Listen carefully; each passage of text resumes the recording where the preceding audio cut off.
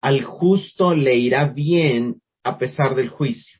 Ese es el título de este tema que vamos a ver Isaías desde el capítulo 3 y verso 1. Pero es un pasaje complejo porque los profetas toman bastante tiempo a veces para hablar de juicio, para denunciar el pecado, y obviamente pues no podemos dejar de mencionarlo, pero vamos a tratar de enfocarlo también y de conectarlo con el Evangelio, con la obra de Cristo, porque al final los profetas, aún desde su tiempo, ellos están viendo a Cristo. Ellos hay, aunque sea un pasaje donde se está enfocando a Cristo, y eso es importante verlo. Voy a leer solo como una pequeña introducción, voy a leer rápidamente Isaías 3, del 1 al 5.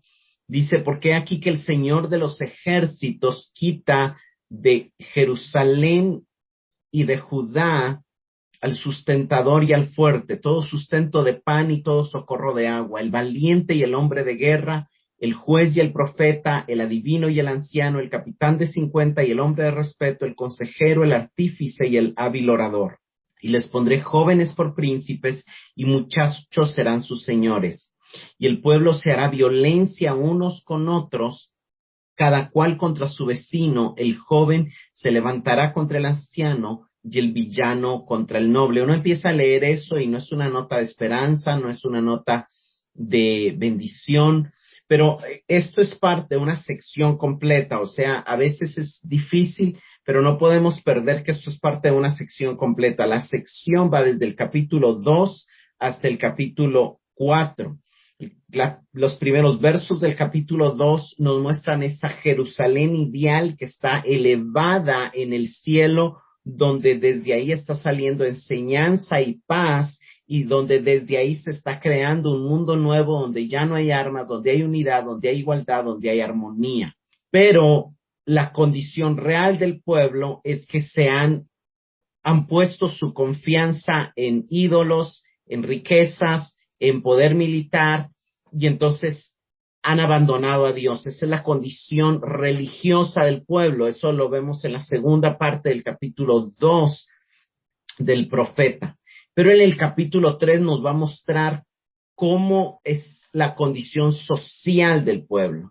Nos muestra la condición social como resultado del juicio de Dios. En el capítulo 2, de los versos 2 al 4, vemos cómo una relación real con Dios produjo una sociedad próspera, pero en la realidad del pueblo de Dios, la religión corrupta, actual, la idolatría, la confianza en las cosas terrenales, está teniendo repercusiones en la sociedad, creando una sociedad corrupta, creando una sociedad desordenada, creando una sociedad llena de maldad que va a traer consecuencias. A veces nos topamos con personas que preguntan el porqué del sufrimiento, el porqué del mal, el porqué del dolor, y la Biblia explica claramente, ¿verdad? La causa es el pecado, pero a veces tenemos ideas vagas del pecado y no ideas de la naturaleza y de las motivaciones del pecado, y entonces ahí es donde es importante ver lo que los profetas aquí nos enseñan. Hay una vinculación y hay una continuación del capítulo 3 desde el capítulo 2, entonces obviamente es importante tener en mente, y esto lo vemos en el inicio del capítulo 3. El capítulo 3 en el verso 1 inicia porque he aquí. O sea, el porque lee aquí viene por lo que ya pasó, por esta idolatría, por esta confianza en el dinero, por esta confianza en las cosas terrenales. Vimos que al final del capítulo 2 vemos Jehová solo será exaltado, el altivo y el soberbio serán humillados. Pero ¿qué consecuencias tiene que el altivo y el soberbio estén dirigiendo la ciudad, que la soberbia, el orgullo y la altivez se haya mezclado tanto en la sociedad y en el pueblo de Dios? Eso es lo que nos muestra el capítulo 3. El capítulo 3 justifica o refuerza el llamado que vimos en el final del capítulo 2 a no confiar en el hombre. Y lo hace mostrándonos cómo el liderazgo humano solamente provoca el colapso de la sociedad. El capítulo 3 se divide en dos secciones, en dos partes, desde el 3.1 al verso 15 y luego del 3.16 al verso 4.1. Y ambas forman una composición unificada. Básicamente de manera general, la primera sección empieza diciendo, he aquí el Señor de los ejércitos. Y aquí la palabra Señor es Adonai, el Señor Jehová de los ejércitos, Yahvé Tsebaot, quita. Aquí Dios está actuando. Y la manera en que Dios está actuando es trayendo colapso al liderazgo, desorden social, y eso es a causa de un liderazgo degradado. Lo del verso 8 va a explicar el colapso de Jerusalén. El verso 9 va a ser un pequeño poema de donde da una luz de esperanza en medio de la explicación y de las razones. Luego, verso 12 nos muestra la opresión social y los líderes engañosos y cómo eso es llevado a juicio en el versos 13 al 15, y el verso 15 cierra diciendo, así dice el Señor, y otra vez dice Adonai, Jehová de los ejércitos. Entonces, abre con Dios actuando y cierra con Dios hablando esa primera sección. Ahora, la segunda sección tiene una función doble. La segunda sección del 3:16 a 4:1 nos muestra cómo el juicio funcionará transformando el lujo y el orgullo en pobreza y esclavitud y resultando en la muerte de muchos y de alguna manera el pueblo llevado a un lugar de lamento, de duelo, de dolor, pero previo a una renovación y a una restauración que ya nos va a mostrar el capítulo 4, ¿verdad? O sea, como hemos visto y como hemos venido viendo, el objetivo del actuar de Dios no es destruir, es restaurar, pero para restaurar hay que juzgar, hay que destruir, hay que eliminar lo que está mal. Entonces, toda la sección, todo el capítulo nos habla de un juicio divino que empieza a manifestarse desapareciendo un liderazgo sólido, permitiendo la aparición de líderes inmaduros y caprichosos, eso trayendo división a la sociedad, habiendo una brecha de edad, rebajándose los valores, hay un aire de desesperación que domina las elecciones, pero Dios trae esperanza y trae recompensa. Entonces vayamos al verso 1. Dice el verso 1, porque aquí el Señor de los ejércitos quita de Jerusalén el sustentador y los medios de sustento, todo sustento de pan y todo socorro de agua.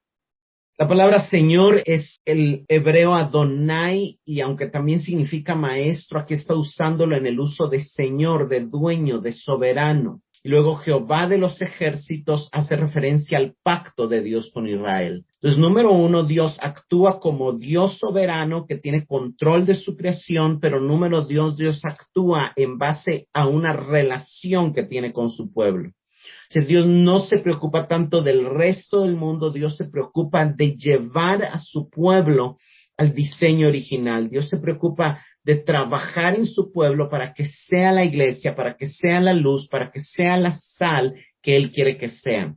Él les empieza mostrando el diseño y Él está diciendo, por cuanto la realidad está muy lejos del diseño, necesito actuar. Y ahí es donde Dios empieza actuando, eliminando y rompiendo una serie de paradigmas de poder y de valor que han influenciado el pueblo de Dios desde la sociedad mundana. Aquí la soberanía de Dios es el poder que respalda el fin de la historia, como el que obra en medio de los asuntos terrenales que se ven muy malos a los ojos de los hombres y que sin embargo es la manera en que Dios está obrando, la manera en que Dios está procesando, trabajando, limpiando, purificando. Y llama la atención porque dice que Dios quitará el sustentador y los medios de sustento. Aquí en el hebreo es una palabra que significa como sustento, que está en forma masculina y en forma femenina. O sea, es una expresión que de alguna manera está diciendo, va a quitar todos los medios de apoyo y de sustento, todo el fundamento, todo el sustento del orgullo, sin excepción. Una de las cosas que nosotros a veces no entendemos es por qué no podemos dejar de pecar, porque seguimos siendo esclavos del pecado, y es porque está sustentado en algo, está sustentado en nuestra propia confianza, está sustentado en el mundo en el que vivimos, está sustentado en cosas falsas, en cosas pasajeras, y Dios quiere eliminar con su amor eso que vimos la semana pasada, esa confianza en el dinero, esa confianza en la capacidad, esa confianza en los ídolos, para que sea Él nuestro único sustento. Él no quiere que construyamos sobre la arena y Él se va a encargar de derribar la construcción que está hecha sobre la arena para que podamos construir sobre la roca. Dice, todo sustento de pan y todo sustento de agua. Isaías aquí está mostrando algo que va a pasar, la ruptura de los suministros básicos como comida y agua, la base sustentante de la vida humana, en algún momento se va a quitar, y básicamente lo que está diciendo aquí es que Dios va a condenar a su pueblo a muerte. Y esto es muy interesante porque si nosotros vemos la historia de Israel, la historia de Israel antes de entrar a la tierra prometida, murió una generación entera de 2 millones de personas en el desierto. En la ocupación babilónica murió mucha gente en el sitio babilónico, y también en el año 70 en Jerusalén murieron 2/3 del pueblo judío, y volvieron a morir 2/3 del pueblo en el holocausto de Hitler. O sea, durante muchas veces en la historia judía han muerto 2/3 de toda la nación. Eso es mucha gente.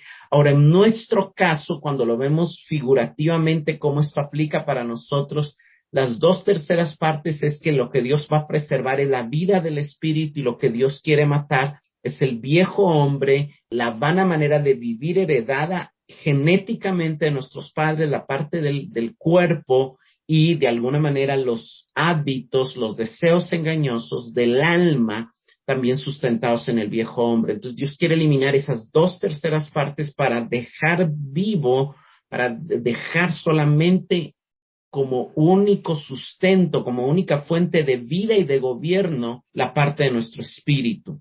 Y eso es algo que a veces no entendemos, ¿verdad? Porque a veces nosotros nos preguntamos, ¿por qué me hace falta esto? ¿Por qué me hace falta esto? ¿Por qué estos momentos de dolor? Y lo que Dios está haciendo es, y lo que Dios nos está llamando es a matar de hambre los deseos carnales. O sea, aquí, aunque Dios le está quitando pan y agua a una parte de su pueblo, también a nosotros nos llama, por ejemplo, en Romanos dice, no proveáis para los deseos de la carne. O sea, en el nuevo pacto es el hecho de matar de hambre. Los ayunos son importantes no porque tengan un poder mágico y todo, sino porque nos ayudan a entrenarnos para desarrollar templanza, para desarrollar dominio propio, para saber abstenernos de aquello que no le agrada a Dios. Entonces, esta es prácticamente la enseñanza detrás de estos versículos. Luego, en el verso 2 dice, el valiente, Dios quitará al valiente, al hombre de guerra, al juez y al profeta, al adivino y al anciano, al capitán de 50 y al hombre de respeto, al consejero, al artífice excelente y al hábil orador. O no, en otras versiones, este hábil orador se traduce al experto en encantamientos.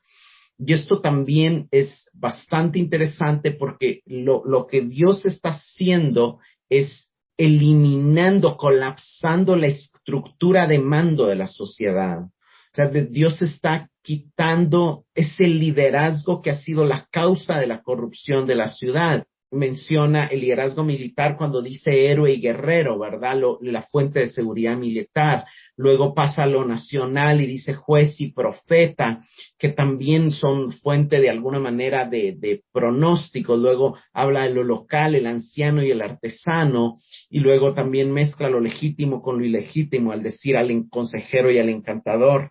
Pero básicamente Dios está disolviendo la falsa religión. Dios está disolviendo una sociedad que está sustentando una falsa religión, donde hay supersticiones, donde hay mezcla de encantamientos con profecía, donde hay una mezcla, y de alguna manera lo que tenemos que entender es que Dios nos lleva a situaciones de nuestra alma donde Dios quiere que veamos esa mezcla de pensamientos humanos, de pensamientos provenientes del mundo, provenientes del orgullo, provenientes de la maldad que se mezclan y que tratan de dominarnos, ¿verdad? Aquí Dios quiere ser nuestra única autoridad, nuestra única cabeza, y Dios está quitando estas figuras que tienen cierto nivel de influencia o de autoridad en nosotros, pero que en realidad solo han traído desorden y corrupción a nuestra vida. Y obviamente debemos de entender que no quiere decir eso que ya no vamos a tener pastores o maestros, sino que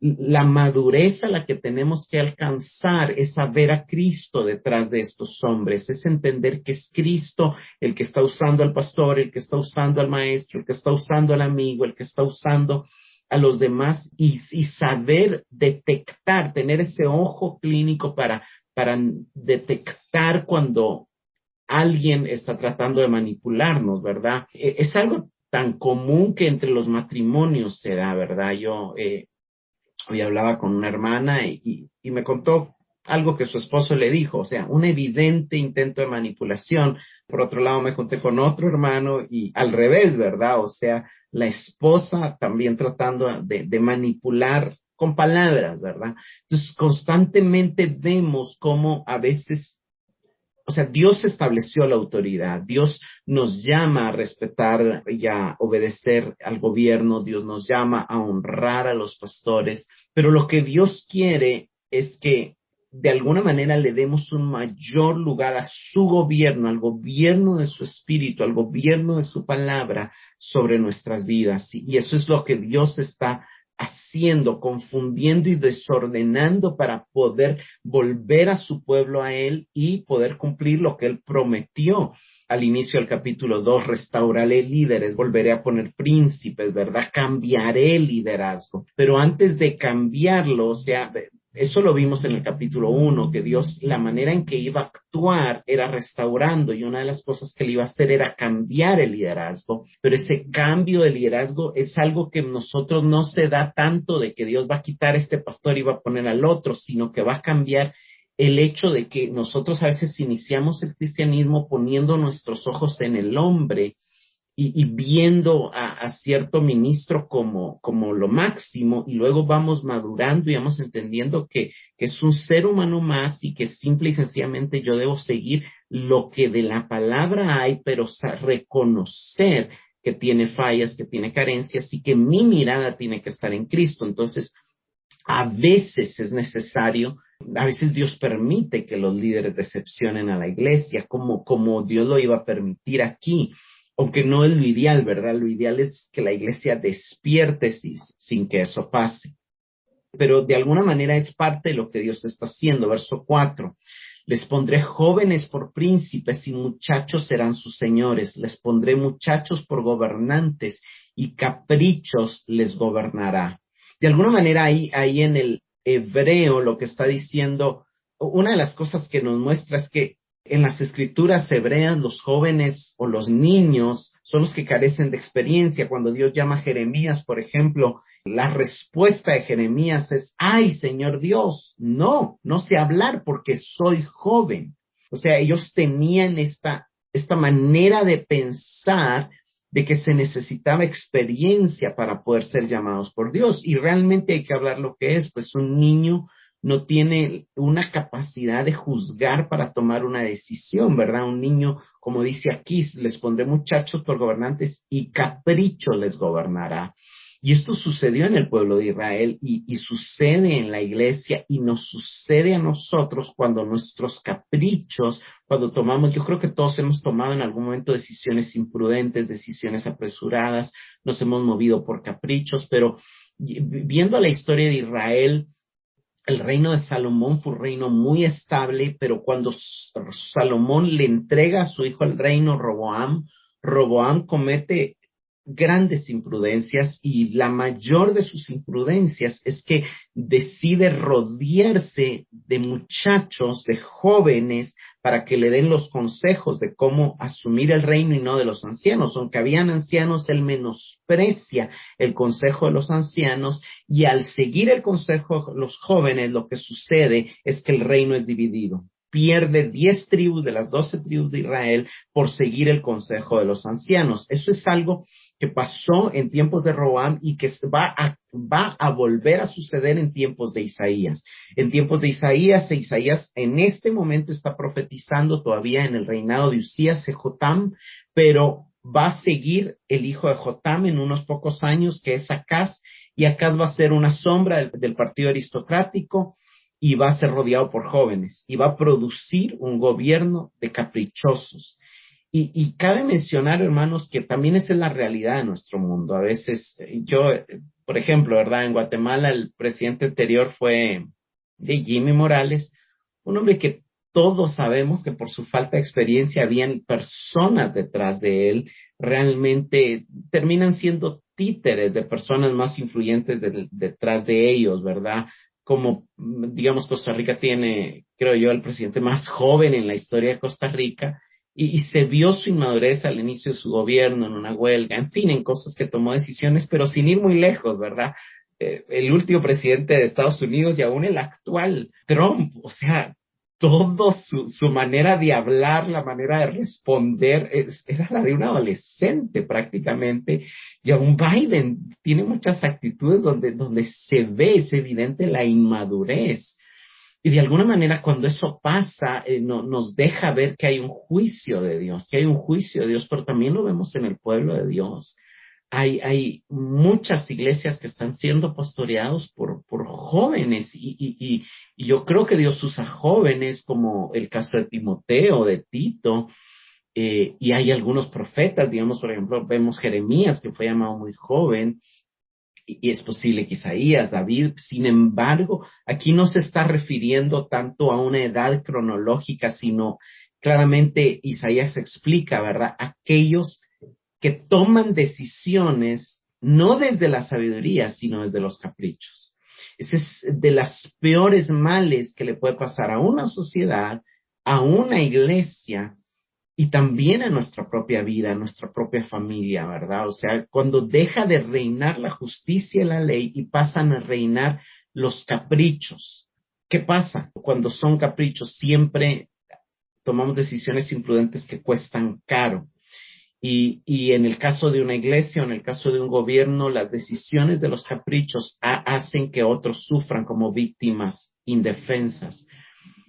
Lo que está pasando aquí es que Dios ha estado hablando, ha estado llamando, dejando claras ciertas cosas y como el pueblo no ha querido escuchar, entonces Dios les da libertad a los caprichos y eso pasa tanto en las sociedades como en las iglesias, como en las vidas, como en las familias.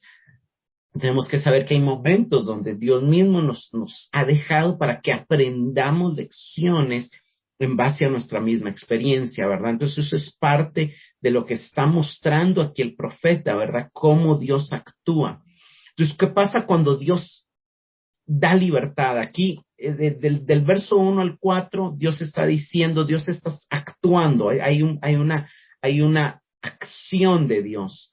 Dios está quitando el sustento, Dios está quitando los medios de sustento, Dios está quitando el liderazgo sabio, Dios está dándole lugar a que ellos elijan y gobiernen sus caprichos. Y en el verso 5 vemos el resultado, vemos ya el resultado. Aquí ya no es Dios el que está provocando esto, sino son los resultados de lo que ha venido, de ese degradar que ha venido. Dice, y el pueblo se hará violencia unos a otros. Una versión más clara dice, y se matarán unos a otros o se golpearán unos a otros, cada cual contra su vecino. El joven se levantará contra el anciano y el villano contra el noble. Otra versión dice, y el plebeyo contra el noble. En la sociedad en su conjunto termina habiendo división y un autoavance despiadado. Miren, hermanos, y esta es una foto del mundo en el que vivimos. Ese mundo que está corriendo como una carrera de ratas por competencia, viendo quién por salir adelante no le importa hacer violencia, aplastar, dañar a otros. Aquí se ha perdido la armonía de construir algo juntos y se ve cada uno buscando sus propios intereses, trabajando por los derechos de sus propias narices, como decimos coloquialmente, ¿verdad? Y esto es algo que es resultado del juicio de Dios. Esto es algo también que es consecuencia de la idolatría, que es consecuencia de haber puesto la confianza en el dinero, en la fuerza militar, en las cosas equivocadas. Digamos, esto lo tenemos que leer como esa consecuencia. ¿Y qué está pasando? Que en lugar de que la sociedad está madurando, está regresando a la adolescencia.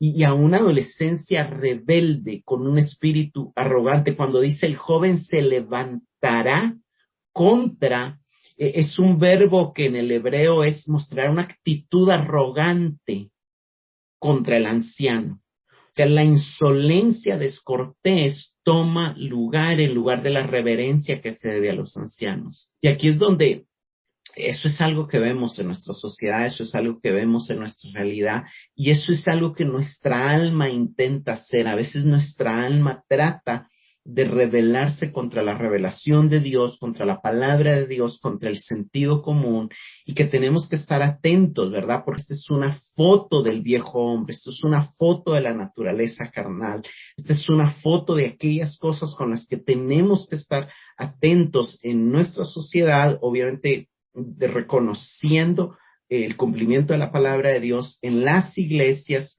reconociendo, viendo realmente cuál está siguiendo el modelo de ideal de Dios y cuál está totalmente en el modelo, en lo que evidenciaría una idolatría, pero también en nuestra alma viendo qué tanto, y miren hermanos, aquí no es que tanto respetamos a los ancianos, ¿verdad? Porque tal vez eso puede ser que sí esté, o sea, pero qué tanto nuestra alma respeta la presencia de Dios, qué tanto el temor de Dios se mantiene, qué tanto estamos conscientes que Dios está viendo cada acción que hacemos en lo secreto y qué tanto estamos conscientes de que Dios oye cada palabra que decimos en lo privado, cómo le hablamos, qué sé yo, a los hijos, a la pareja y todo. De alguna manera, este es un llamado a tener un temor de Jehová.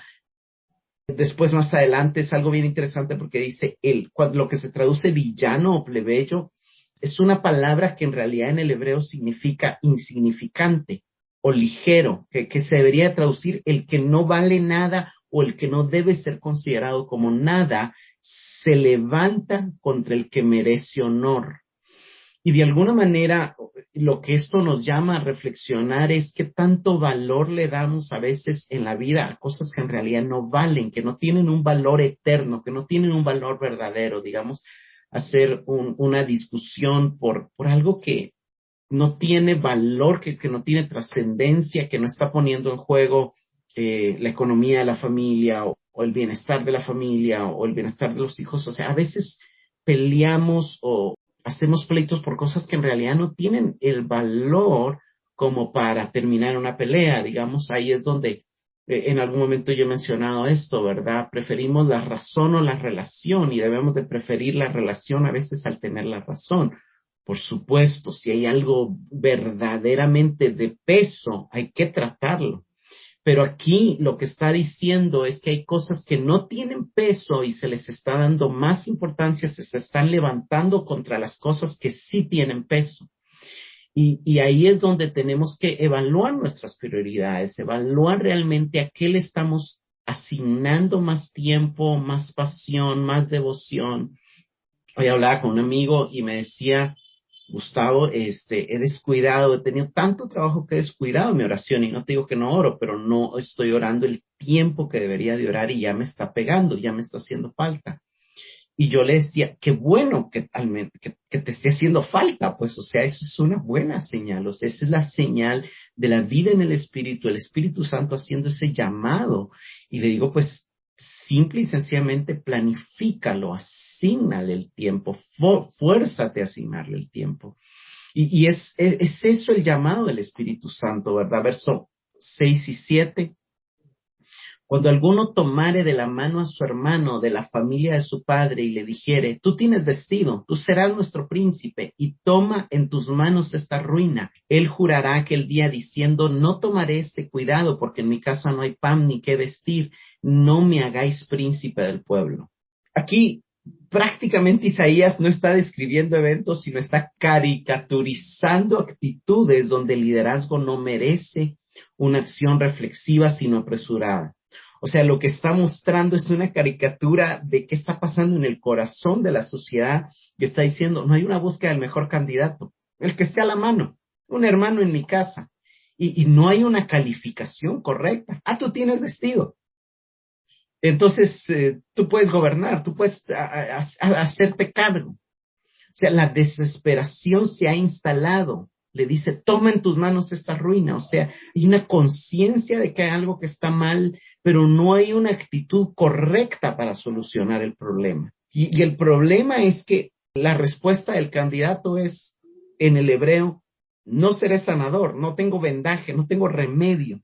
Y esto nos recuerda de alguna manera 1:6, aquí Isaías se está conectando a aquello que dijo, está herido y no hay quien sane, no hay quien aplique medicina. Isaías está recordando ese pasaje y está diciendo el candidato toma su propuesta al pie de la letra, pero niega aún las patéticas calificaciones instadas a su favor.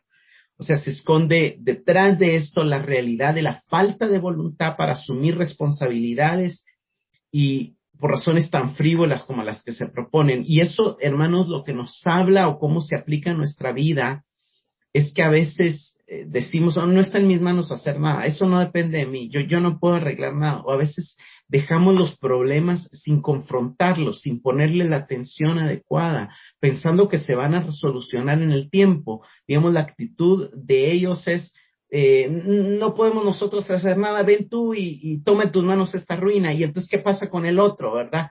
No, yo no tomaré, yo no me haré cargo, no es mi responsabilidad, ni siquiera tengo pan, ni agua, ni qué vestir. No me pongas a cargo. Es como la imagen de una iglesia que le dice a uno, ¿quién puede hacerse cargo de esto? No, yo no. Pero tampoco los que están proponiendo hacen nada, quieren que alguien más lo haga. O en un matrimonio, uno de los cónyuges diciéndole al otro, pero entonces, ¿qué vas a hacer? No, solucionalo tú. No, yo no puedo solucionarlo, no tengo la solución. O sea, es esa falta de responsabilidad, falta de deseo, falta de voluntad de tomar las decisiones aprobadas para construir un futuro. Y hermanos, hay momentos en la vida donde yo creo que Dios está haciendo un llamado de manera general a su iglesia y a nuestra vida a decir, o sea, ¿será que realmente estoy construyendo algo? ¿O nada más estoy sobreviviendo y dejándome llevar por la corriente de esta vida?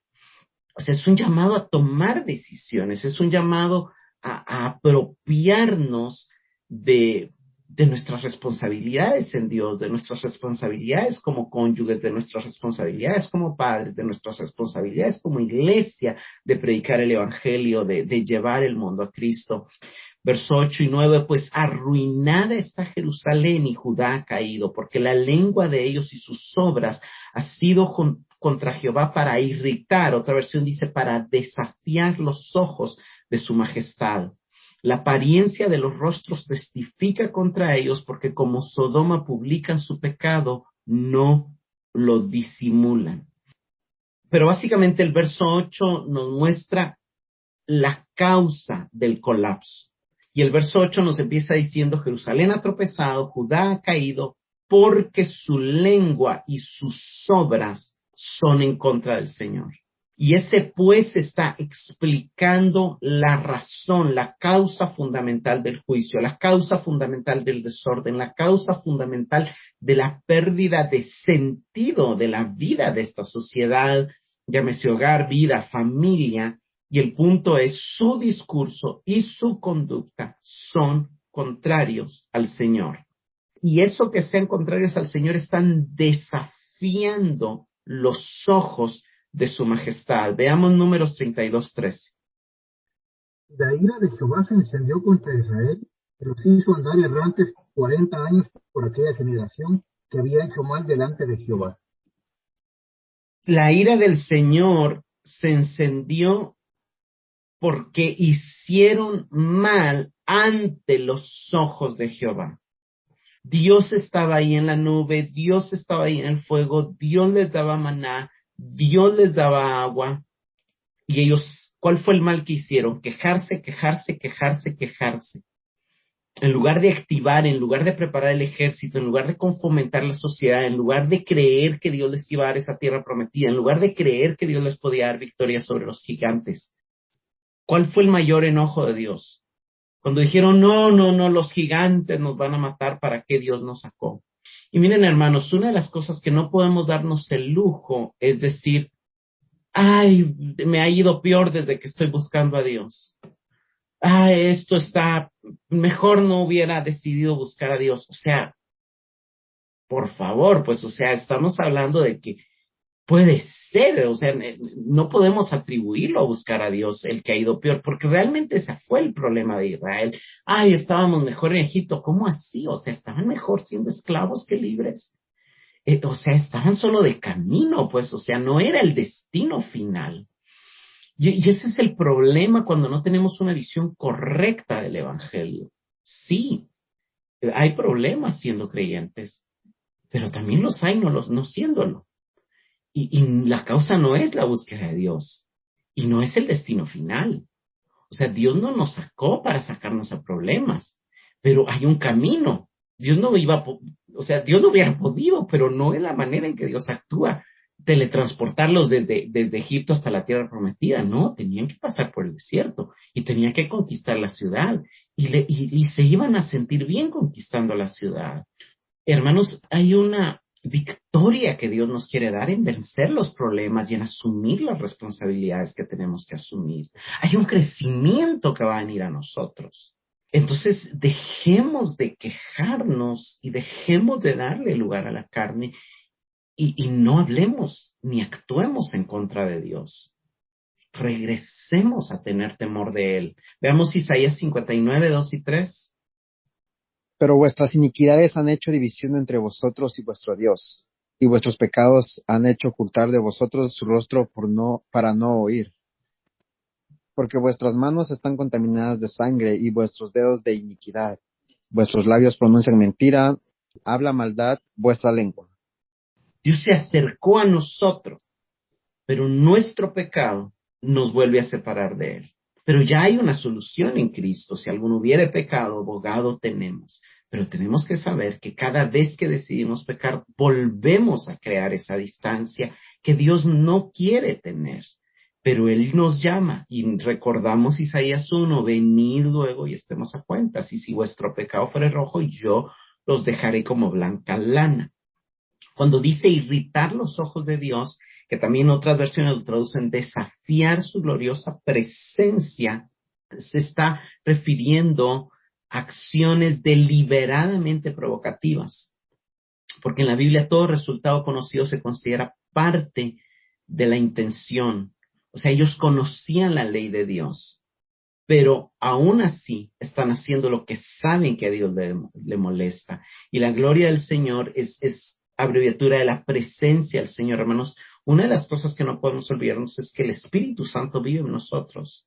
Y todo lo que hacemos o decimos le alegra o le entristece. Y obviamente cuando hablamos desde el amor y actuamos desde el amor le alegra, pero obviamente cuando actuamos pecando le entristece. Por eso Pablo dice, no entristezcáis al Espíritu de Dios que está como sello en ustedes. Verso 9, primera parte, la apariencia de sus rostros testifica contra ellos porque como Sodoma publican su pecado, no lo disimulan. Una de las cosas más tristes o más lamentables en las que podemos caer es caer en decir, sí, yo estoy mal, pero no me importa, ¿verdad? O sea, o vivir descaradamente en pecado y habiendo perdido el temor de Dios, habiendo perdido el escuchar nuestra confianza. Eso era lo que ellos estaban pasando. Ya no tenían temor de Dios, ya no escuchaban su conciencia, se habían ocupado en suscitar la desconfianza de Dios sin ni siquiera procurar esconder sus pecados por temor a sus ojos. Lo que antes era vergonzoso, ahora no les preocupa cubrirlo. Y miren, hermanos, el mundo en el que vivimos, lo que antes era vergonzoso en la sociedad, hoy se publica abiertamente en las redes. Porque vivimos en una sociedad que se ha olvidado del temor de Dios. Pero no podemos nosotros permitirlo en nuestras palabras, en nuestras acciones. No podemos, yo he oído personas, y a veces es difícil como contestarle, pero a veces oigo, sí, yo estoy fallando, pero me comprendo, porque y sé que Dios me comprende. Y sí, yo conozco un Dios sumamente comprensivo, pero que te ha advertido claramente que el pecado es autodestructivo, y eso es lo que nos va a decir el profeta de manera inmediatamente después. La segunda parte del 9, ahí eso debería haber sido otro versículo, pero no importa. Pero del verso 9, segunda parte, hasta el verso 11, hay como un pequeño poema. Aquí Isaías mete un pequeño poema que declamado diría, ay del alma de ellos, porque amontonaron mal para sí. Decid al justo que le irá bien, porque comerán del fruto de sus manos. Ay del impío, mal le irá, porque según las obras de sus manos le será pagado. Y este es el centro del pasaje y esta es la nota de esperanza situada en medio de dos notas de dolor. Empieza con un ay, termina con un ay. La primera línea es un ay, la tercera línea es un ay, pero la segunda línea es un anuncio para el justo que le irá bien. El principio del poema es: toda siembra tendrá su cosecha, toda acción tendrá su recompensa.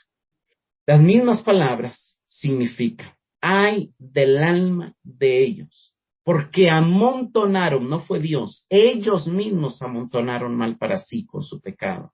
La última línea: ay del impío, mal le irá, porque según las obras de sus manos, no es porque Dios quiera castigarlo, según las obras de sus manos le será pagado.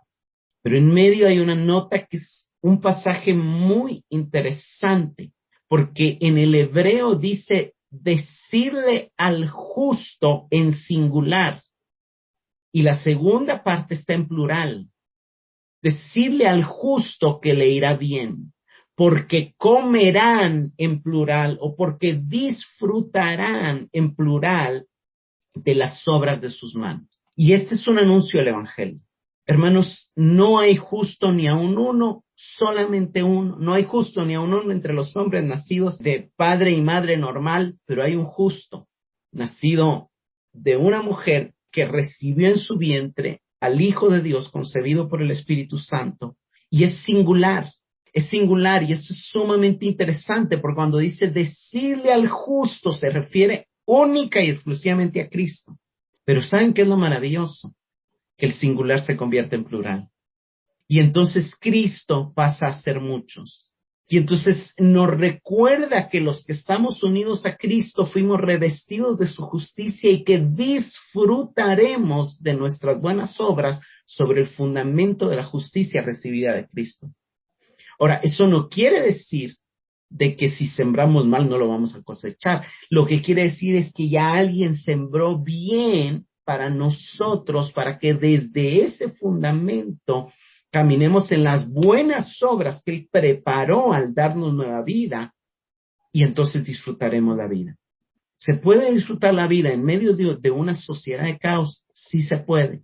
Se puede que nos vaya bien, aun cuando no todo esté bien, sí nos puede ir bien, porque el mayor bienestar de un ser humano, de un hombre, no es que todo marche bien, es tener paz, es tener gozo, es tener confianza, dependencia, la voz de Dios, aún en medio de tiempos de bonanza y difíciles. Hermanos, la Biblia nunca nos dice que no van a venir tiempos difíciles.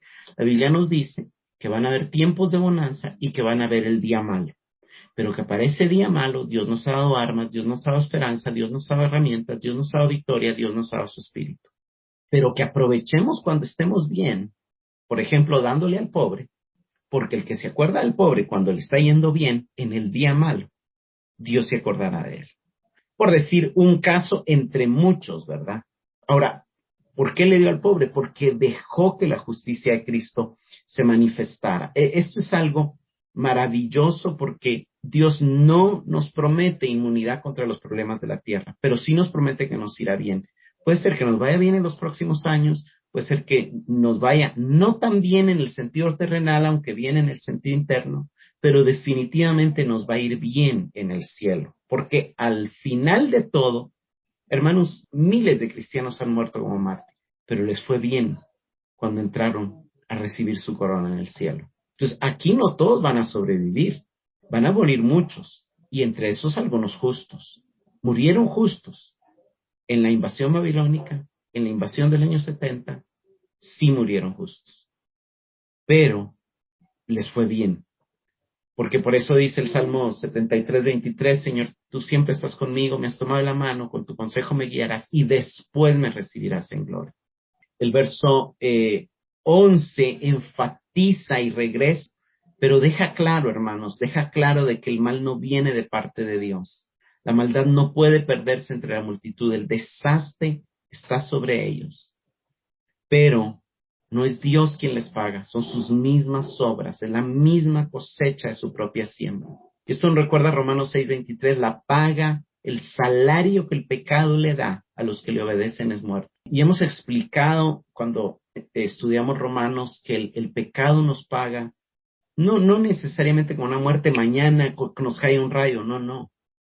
Hay muerte de relaciones, hay muerte financiera, hay muerte de paz interior, hay muerte de proyectos, hay muerte de sueños. Cuando le damos lugar al pecado en nuestras vidas, siempre va a haber muerte, de una o de otra manera, porque la muerte en esencia es separación. Siempre vamos a quedar separados de algo. Todo pecado implica autodestrucción y muerte. Todo pecado implica autodestrucción y muerte. Y vemos del verso 12 al verso 15. El verso 12 vemos la situación de las personas oprimidas y mal gobernadas que son llevadas al tribunal de la justicia divina y los gobernantes son procesados al del tribunal del Señor en los versos 13 al 15. Y luego, pues, en la segunda parte, pues vemos el resultado, pero veamos el verso 12. Los opresores de mi pueblo son muchachos y mujeres se enseñorean de él. Pueblo mío, los que te guían te engañan y tuercen, pero en el hebreo dice, y tragan el curso de tus caminos. Prácticamente este versículo es una exclamación de indignación y este versículo nos muestra el amor de Dios. El versículo 12 y los siguientes, vean que dice, pueblo mío. Y esto es algo hermoso porque prácticamente Dios no se ha olvidado de su pueblo y Dios está lamentándose por la condición de su pueblo. Los opresores son muchachos y mujeres enseñarían de él. Lo que está diciendo aquí es que el ideal divino de la realeza, hombres maduros, guerreros, como David, se ha corrompido. Y el titular del cargo es un inadecuado. No es un hombre de guerra, no es un hombre maduro, no es un hombre responsable. Es un muchacho que está siendo manipulado por mujeres. Y aquí las mujeres posiblemente se refieren a la madre de los reyes jóvenes, malvadas, o al harem real. El rey era un mocoso malcriado y entre sus esposas, como le daba lugar a sus pasiones, sus esposas eran numerosas, pero eran manipuladoras. Y eso encaja con el reinado de Acaz, que va a ser el próximo, en los próximos años. La referencia Amós nos habla de mujeres dominantes, exigentes, lo leímos la semana pasada, que le llama vacas gordas de Basán, que llaman a sus esclavos que les sirvan, que les den más vino. O sea, hay un poder detrás del trono. Y hay un grito, hay una indignación, hay un lamento de parte de Dios al decir pueblo mío. Hay una preocupación y sentimos el corazón del Señor por los suyos. Pero la segunda parte da una explicación y dice cuál es el problema. Tus guías, tus maestros, tus profetas, tus líderes, los que te deberían de haber enderezado, los que te deberían de haber mostrado el camino, te llevan por mal camino. Es decir, promulgan leyes, dan mensajes, en lugar de llevar al corazón el temor de Dios, lo desvían. Y miren, hermanos, esto se ve en nuestros tiempos, en los predicadores que cuando predican desde el púlpito le hacen a la gente decirle, Dios te quiere dar dinero, Dios te quiere dar riquezas, y no le dicen, Dios quiere sanar tu corazón, Dios quiere que rindas tu pecado, Dios quiere perdonarte, Dios quiere mostrarte de que aunque no tengas carro y aunque no tengas casa, tienes un gran valor y puedes tener una vida feliz en una relación con Dios.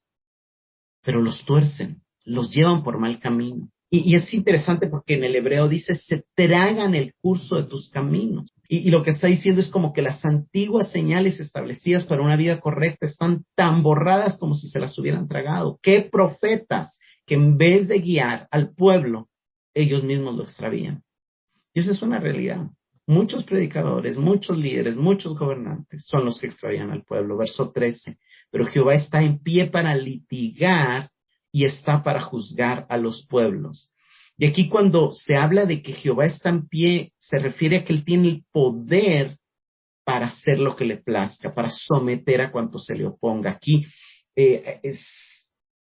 menciona un tema de juicio, está para litigar, para un juicio. Dios se ha preparado para el juicio. Está está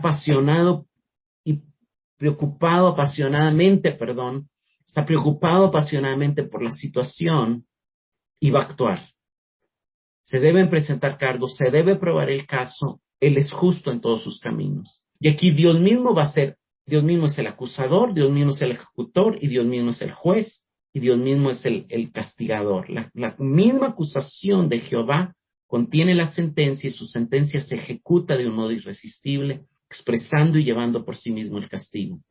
Verso 14, Jehová vendrá a juicio contra los ancianos del pueblo, contra sus príncipes, porque habéis devorado la viña y el despojo del pobre está en vuestras casas. La viña aquí es el pueblo de Dios. Y los líderes habían prácticamente vaciado, habían exprimido, oprimido al pueblo, saquearon las escasas posesiones que tenían los pobres sin llevar nada.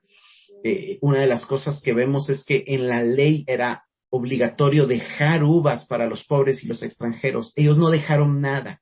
Y no solamente eso, sino que lo poco que tenían los pobres, se lo robaron, se lo entraron a robar. Habían abandonado tanto la letra como el espíritu de la ley. La culpa, gran parte de la culpa, está en el liderazgo.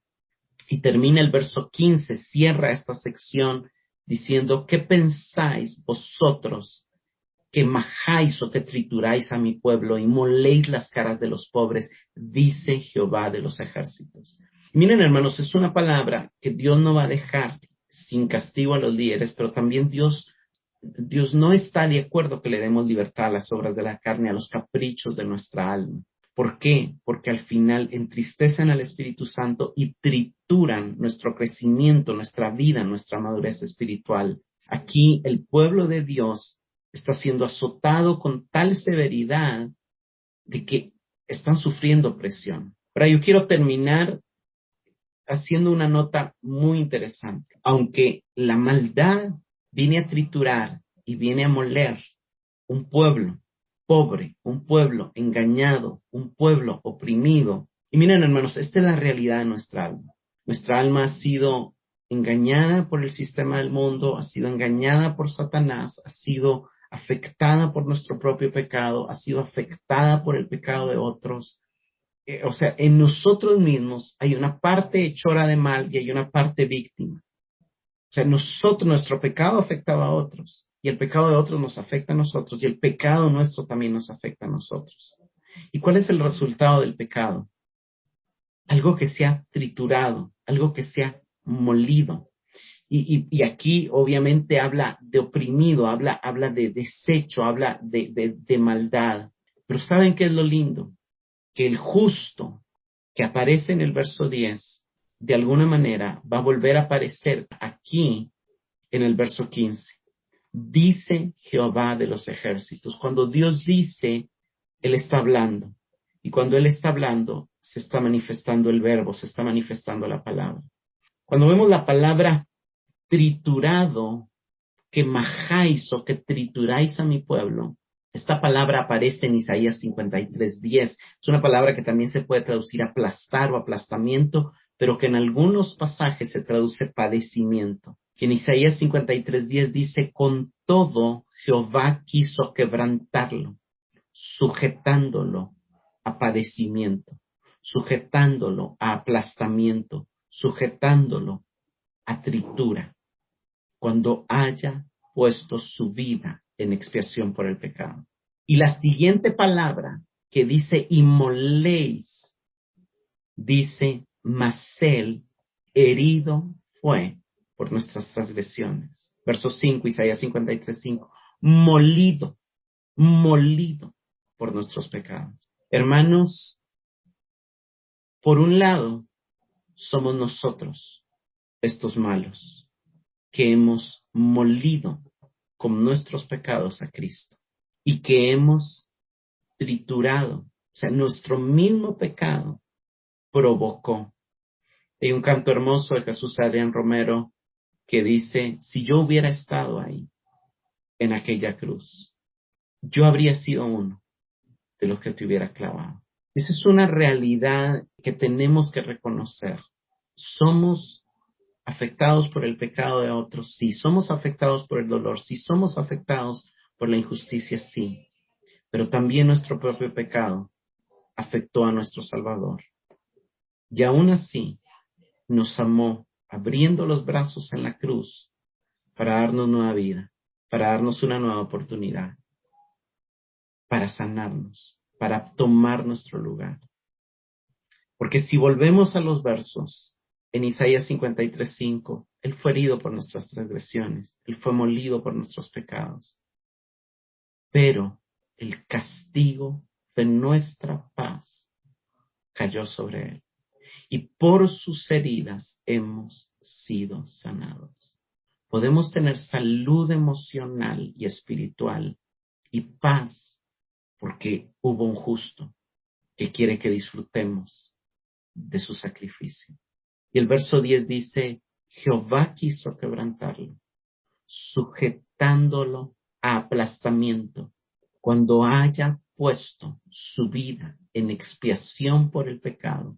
Ya fuimos perdonados, el perdón ya está disponible, la liberación del pecado ya está disponible. Verá linaje, vivirá por largos días, y la voluntad de Jehová será en su mano prosperada. Hermanos, ya podemos caminar en la voluntad de Dios por la obra de Cristo. Termino con algunas preguntas de reflexión. ¿Te habías dado cuenta del hecho que el pecado conlleva su propio castigo? ¿Ves cómo el profeta enfatiza que el orgullo terminará en humillación? ¿Notas la responsabilidad mayor que Dios demanda de aquellos que están en liderazgo?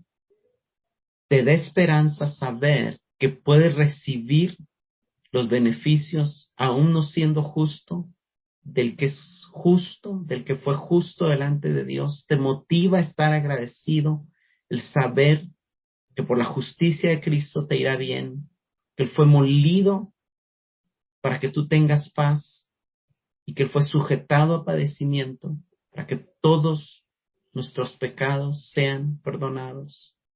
Padre, te damos gracias por tu palabra, Señor. Queremos reconocer que todas estas líneas del profeta Isaías son una radiografía de nuestra alma, son una radiografía de nuestros malos deseos, de nuestros malos pensamientos, de las intenciones caprichosas de nuestro corazón y de esa parte rebelde que aún habita en nosotros.